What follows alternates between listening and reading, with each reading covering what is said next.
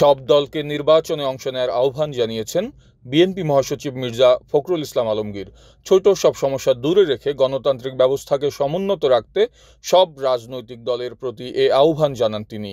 শনিবার রাজধানীর শিল্পকলা একাডেমিতে দৈনিক নয়া দিগন্ত পত্রিকার প্রতিষ্ঠা বার্ষিকী অনুষ্ঠানে এই আহ্বান জানান বিএনপি মহাসচিব। 26 ফেব্রুয়ারি মাসের মধ্যে নির্বাচন হবে। আমরা আশা করছি এর মধ্যে সংস্কার যে সমস্ত সবাই রাজনৈতিক দলগুলো একমত হয়েছে, সনদ স্বাক্ষর করেছেন এবং আশা করি আমরা যে এই বিষয়গুলো নিষ্পত্তি হয়ে গেছে ইতিমধ্যে, সঠিক সময়ে নির্বাচন অনুষ্ঠিত হবে।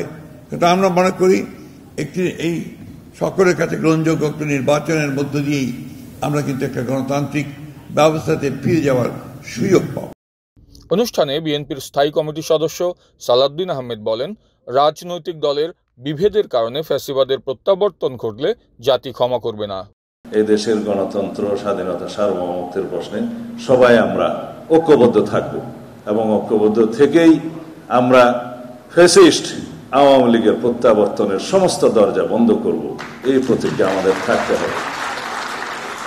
আমাদের সন্তানদের রক্তের অঙ্গীকার, আমাদের এদেশের ছাত্রগণ অভ্যুত্থানের শহীদের রক্তের প্রত্যাশা আমাদেরকে পূরণ করতেই হবে। যদি আমাদের অনৈক্যের কারণে, আমাদের বিভেদের কারণে কোনো সময় কোনো ফাঁকে যদি ফ্যাসিবাদের প্রত্যাবর্তনের কোনো আশঙ্কা থাকে, এই জাতি আমাদেরকে ক্ষমা করবে না। ফ্যাসিবাদ দমনে গণমাধ্যমের ভূমিকার প্রশংসা করে বিএনপি নেতারা বলেন, নতুন বাংলাদেশে নিরাপদ পরিবেশ ও স্বাধীনতা নিশ্চিত করা হবে। আমরা আশা করছি। Oliur Rahman Khan, BRS Times. আশা করি